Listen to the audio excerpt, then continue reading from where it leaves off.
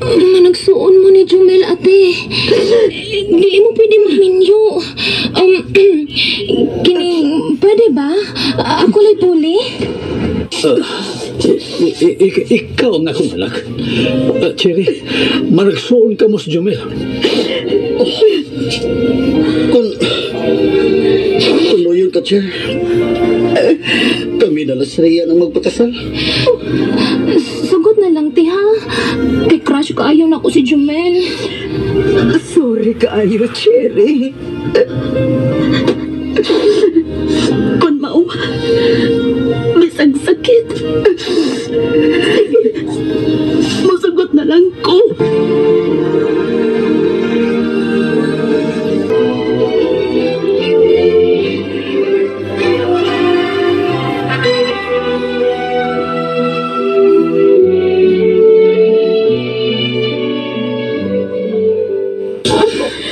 Jumel? Oh my God!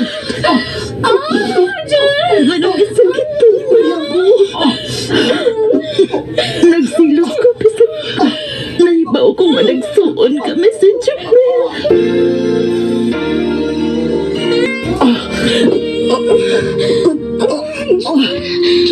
Cherry, Jumel, hindi ako si Cherry, uy. Ako si Rian. Imagine mo si ate. Nga managsuon man mo. Sorry, Rian.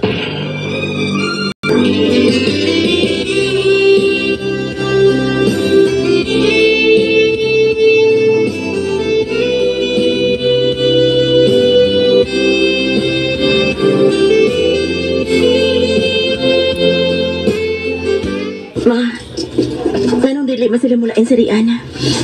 O yan naman lang kunong kung mahuman na ang bay. Nagipatukod si ang daddy. Alang nila. Lainan man ko kuma. Usahay. Diligid kapungan nga. Nga magsilos ko. Cherry, kalimti na si Jumel. Managsuon mo. O gani, giila ka na sa inyong amahan. Angay ka magpasalamat. Kay gikaila mo ang imong amahan. Nga nang wapamin mo ipaila-ila sa among mga amahan, ma. Anak, mga customer ko lang sila sa una sa akong kalisod. Busawa ko'y naw nga mugukod nila. Tungod kay gibayran ko nila atong higayon nga nahimo kamo. Unsa? Kung anong wak ka man managang, ma.